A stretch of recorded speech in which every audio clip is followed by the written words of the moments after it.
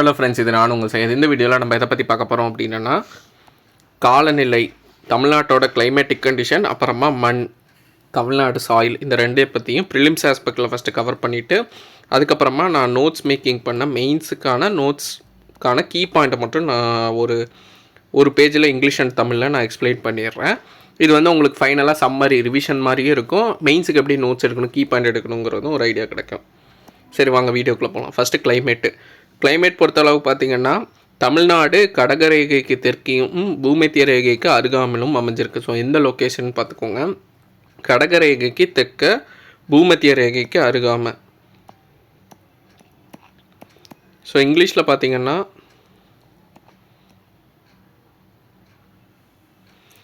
Traffic of cancer, அதுக்கு south சைட்லேயும் ஈக்குவேட்டருக்கு நியர்பையும் இருக்குது.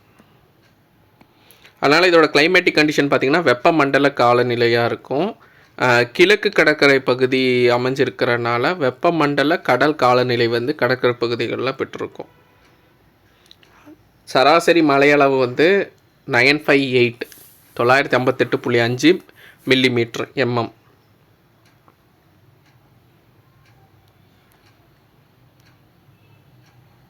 அடுத்து 3 பருவங்கள். ஸோ இது மேட்ச் த ஃபாலோயிங்கில் கேட்கலாம்.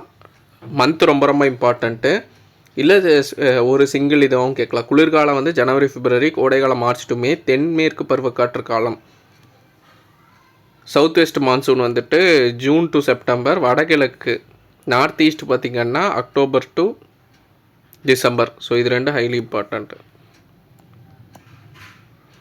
ஸோ இன்னும் ஒவ்வொரு காலம் பற்றியும் கொடுத்துருப்பாங்க. அந்த காலத்தில் எப்படி சூரிய ஒளி விழுகும், என்ன டெம்பரேச்சர் இருக்கும் அப்படிங்கிற மாதிரி இருக்கும். ஃபஸ்ட்டு குளிர்காலம்.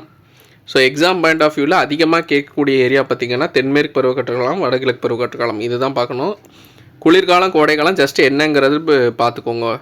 குளிர்காலத்தில் ஸ்லாண்டிங்காக விழுகும், சாய்வான சூரிய ஒளி கதிர்கள் விழுவும், அதனால் டெம்பரேச்சர் கம்மியாக இருக்கும், பனியும் விழுவும். கோடை காலத்தில் பார்த்திங்கன்னா செங்குத்தாக விழும், அதனால் டெம்பரேச்சர் அதிகமாக இருக்கும்.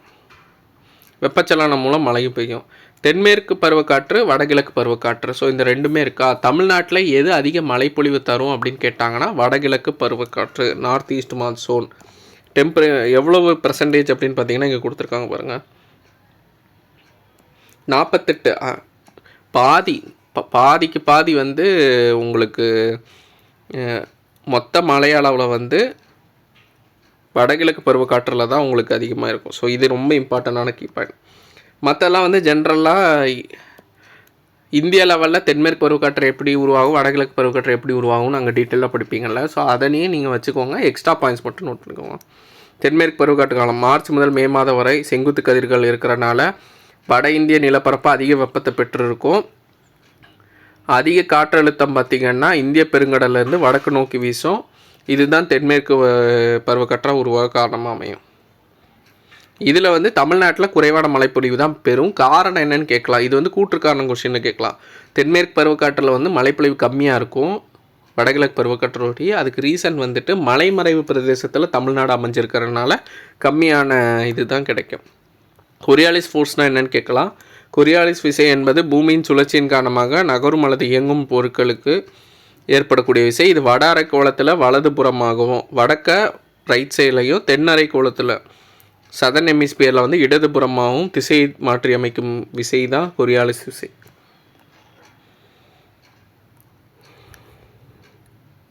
வடகிழக்கு பருவக்காற்று அக்டோபர் முதல் டிசம்பர் வரை இருக்கும். மத்திய ஆசியா, வட இந்தியா பகுதிகளில் அதிக அழுத்தம் உருவாகும். வடகிழக்கு பருவக்காற்று உருவாக இதுதான் காரணமாக அமையும். இதை பின்னடையும் பருவக்காற்று, ரிட்ரீட்டிங் மான்சூன்னு சொல்லுவாங்க. ஸோ நார்த் ஈஸ்ட் மான்சூனுக்கு இன்னொரு பேர் ரிட்ரீட்டிங் மான்சூன், பின்னடையும் பருவக்காற்று.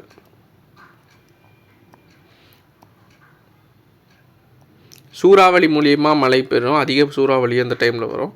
வால்பாறைக்கு அருகில் உள்ள சின்னக்கல்லாக இருந்தால் தமிழ்நாட்டில் மிக அதிக மழைப்பொழிவு பெருமிடம். இது இந்தியாவில் 3வது இடமா இருக்குது. ஸோ அடுத்து தமிழ்நாட்டின் மண் வகைகள் பொறுத்தளவுக்கும் மண் உருவாக காரணமான காரணிகள் என்னன்னு சொல்லி ஃபஸ்ட்டு பார்த்துக்கோங்க.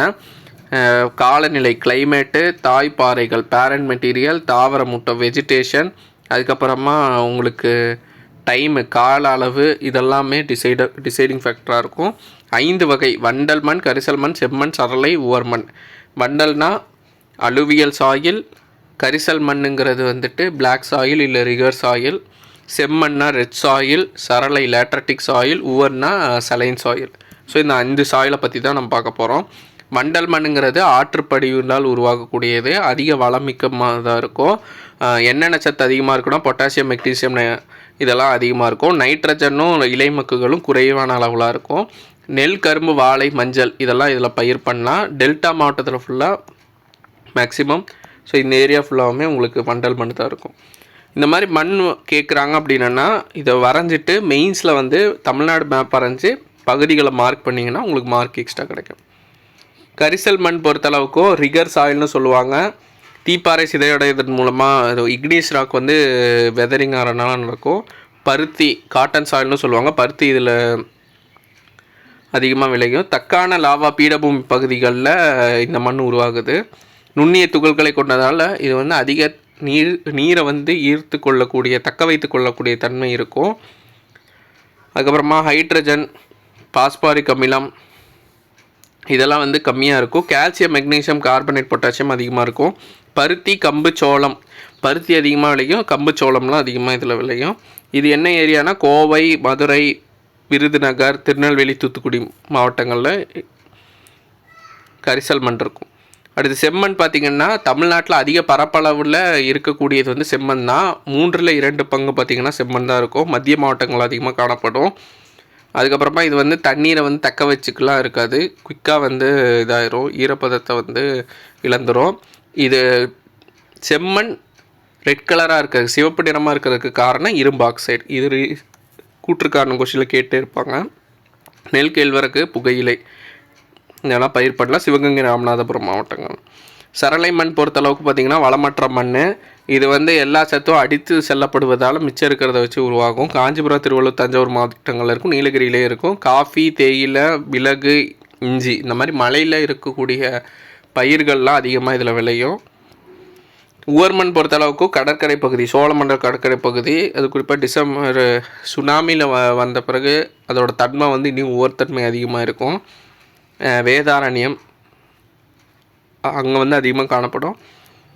இது வந்து பயிர்கள்லாம் இதில் பயிரிட முடியாது. மண்ணரிப்பு பொறுத்தளவுக்கும் காடுகள் அழிப்பு, அதிக மேய்ப்பு, நகரமயமாதல், மழைப்பொழிவுனால நடக்குது. இஸ்ரோ தான் பார்த்திங்கன்னா பாலைவனமாதலுக்கான நிலவரைபடத்தை ரிலீஸ் பண்ணாங்க. அதில் தமிழ்நாடு பார்த்திங்கன்னா 17% நிலப்பரப்பு பாலைவனமாதல், நில சீரழிவுனால் பாதிக்கப்படுது. இதில் நீலகிரி, கன்னியாகுமரி வந்து அதிக பாதிப்பு உள்ளாக்கக்கூடிய பகுதியாக இருக்குது. ஸோ நெக்ஸ்ட் வீடியோவில் வந்துட்டு நம்ம ஃபாரஸ்ட்டை பற்றி பார்க்கலாம். ஸோ அதுக்கு முன்னாடி ஒரே ஒரு நிமிஷம், மெயின்ஸில் வந்துட்டு எப்படி நோட்ஸ் மேக் பண்ணலாம் அப்படிங்கிறத இதில் இது தமிழில் எழுதியிருக்கேன், இதில் இங்கிலீஷில் எழுதியிருக்கேன். இது வந்து ஒரு டைரியில் ஒரு பாதி பேஜ் தான். ஸோ இப்படி தான் கண்டென்ட் எழுதணும். வண்டல் மண் ஃபஸ்ட்டு மண் வகைன்னு எழுதிட்டேன். டைப்ஸ் ஆஃப் சாயில், காரணிகள், காலநிலை, நிலத்தோற்றம், அடுத்து தாய்ப்பாறை, காலம் இதெல்லாம் எழுதியிருக்கேன். கிளைமேட்டு, ராக் மெட்டீரியல், ராக்கு, பேரண்ட் மெட்டீரியலு, டைமு, வெஜிடேஷன், மொத்தம் 5 வண்டல், கரிசல், செம்மண், சரளை, உவர்மண், அலுவியல், பிளாக்கு, ரெட்டு, லேட்ரட்டிக், சலைன். ஒரு 5 பாயிண்ட் ஒவ்வொன்றத்துலேயே கொடுத்துருக்கேன். ஸ்டார்டிங்கில் இருக்குது, அப்புறமா ஒரு 3 பாயிண்ட் கொடுத்துருக்கேன். வண்டல் பொறுத்தளவுக்கு பார்த்திங்கன்னா 6 படிவுகளால் உருவாது, வளமிக்க மண். இவ்வளோதான் கீவேர்டுன்னு கம்மியாக தான் எழுதணும், அதை வச்சு நம்ம டெவலப் பண்ணணும். நீங்கள் புக்கில் இருக்க மாதிரி லைன் பை லைன்லாம் எழுதிட்டு கூடாது. 6 படிவு, வளமிக்க மண், நைட்ரஜன் நிலைமக்கு குறைவு, அதிகமாக இருக்கிற பார்த்திங்கன்னா கேனா பொட்டாசியம், எம்ஜினா மெக்னீஷியம், கேஎம்ஜி. அடுத்து பயிர்கள் பார்த்திங்கன்னா நெல், கரும்பு, வாழை. அதுக்கடுத்து டெல்டா பகுதிகளில் இருக்கனால டெல்டான்னு போட்டிருக்கேன். இங்கிலீஷில் பார்த்திங்கன்னா அலுவியல் வந்து ரிவர் டெபாசிஷன்லாம் இருக்குது. Fertile soil, low in nitrogen humus, rich in potassium, magnesium, lime. Crop பார்த்திங்கன்னா பேடி, சுகர் கேனு. அடுத்து உங்களுக்கு பனானா எல்லாம் வரும். கரும்பு, வாழை டெல்டா டிஸ்ட்ரிக்டில் இருக்குது. அதுக்கடுத்து பார்த்திங்கன்னா உங்களுக்கு கரிசல் மண், ரீகர் மண்ணுன்னு சொல்லலாம், ரீகர் மண்ணுன்னு எழுதியிருக்க. தீப்பாறை சிதைவு, பருத்தி மண்ணுன்னு சொல்லலாம். களிமண் அதிகமாக காணப்படும். கால்சியம், மெக்னீசியம், பொட்டாசியம் அதிகமாக இருக்கும். பருத்தி, கம்பு, சோளம் இதை பயிர் பண்ணலாம். கோவை, மதுரை, விருதுநகர், தூத்துக்குடி, திருநெல்வேலி பகுதிகளில் காணப்படும். பிளாக் சாயில்னால் regur soil, weathering of igneous rock. Cotton சாயில்னு சொல்லலாம், கிளே அதிகமாக இருக்கும். கால்சியம், மெக்னீசியம், பொட்டாசியம் அதிகம்.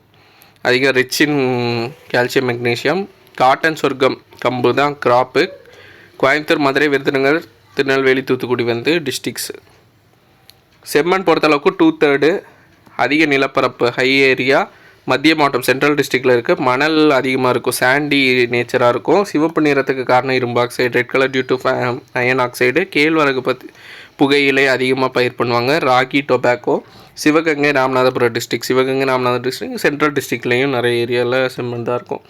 சரளை மண், லேட்ரட்டிக் சாயில், வளமற்ற மண், லோ ஃபெர்டைல், லீச்சிங் நடக்கும். அடுத்து இஞ்சி, மிளகு, தேயிலை, காப்பி, ஜிஞ்சர் பெப்பர், டீ, காஃபி. அடுத்து காஞ்சி, தஞ்சை, நீலகிரியில் காணப்படும். நீலகிரி, தஞ்சாவூர், காஞ்சி. உவர் மண்ணுங்கிற சலைன் சாயில், சோழமண்டல கடற்கரை, கோரமண்டல் கோஸ்ட்டில் காணப்படுது. வேதாரண்யா எக்ஸாம்பிள். சுனாமி பாதிப்படைய இந்த பகுதிகளில் அதிகமாக உவர் மண் காணப்பட்டுச்சு. ஸோ அதனால சுனாமின்னு கீவேர்டு எழுதியிருக்கேன். அடுத்து பயிரிட உகந்தது அல்ல, அன்சூட்டபிள் ஃபார் கிராப். கீவேர்டுனா இதுதான். இதை நீங்கள் ஞாபகம் வச்சுட்டிங்கன்னா எழுதும்போது நீங்கள் கொஞ்சம் எக்ஸ்பிளைன் பண்ணி எழுதிக்கலாம், ஹெட்டிங் கொடுத்து முடி எழுதிக்கலாம்.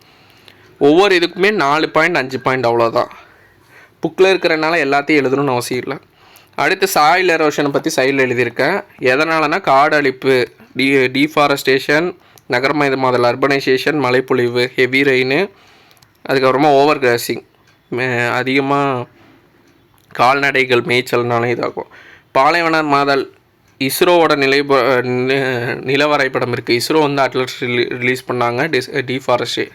டெசர்டிஃபிகேஷன் சம்மந்தமாக 12% நிலப்பரப்பு இதனால் பாதிப்படைஞ்சிருக்கு. எக்ஸாம்பிள் பார்த்திங்கன்னா கன்னியாகுமரி, நீலகிரி எக்ஸாம்பிள் கொடுத்துக்கலாம். அவ்வளோதான் மெயின்ஸுக்கான இது. இங்கே மேப் வரைஞ்சி என்ன இது தமிழ்நாடு மேப் வரைஞ்சி என்னென்ன பகுதிகளோ மார்க் பண்ணி நீங்கள் இது பண்ணிங்கன்னா உங்களுக்கு மார்க்ஸ் இன்னும் கொஞ்சம் எக்ஸ்ட்ரா கிடைக்கும். ஜியாகிரஃபி பொறுத்தளவுக்கு மேப் வரைஞ்சி மார்க் பண்ணிங்கன்னா உங்களுக்கு மார்க் எக்ஸ்ட்ரா கிடைக்கும். ஸோ அதை ட்ரை பண்ணுங்கள். ஓகே, இந்த வீடியோ யூஸ்ஃபுல்லாக இருக்கும் நம்புறேன். ஒரே இதில் வந்து ப்ரிலிம்ஸ் அண்ட் மெயின்ஸுக்கு கவர் பண்ணி கொடுத்துருக்கேன். கீழே டிஸ்கிரிப்ஷனில் PDF லிங்க் ஆட் பண்ணால் டவுன்லோட் பண்ணி யூட்டிலைஸ் பண்ணிக்கோங்க. ப்ரிலிம்ஸுக்கு ஓவராலாக கவர் பண்ணிக்கோங்க. மெயின்ஸுக்கு கீ பாயிண்ட் மட்டும் இப்படி எழுதி வச்சுக்கோங்க. அப்கமிங் வீடியோவில் பார்க்கலாம். தேங்க்யூ.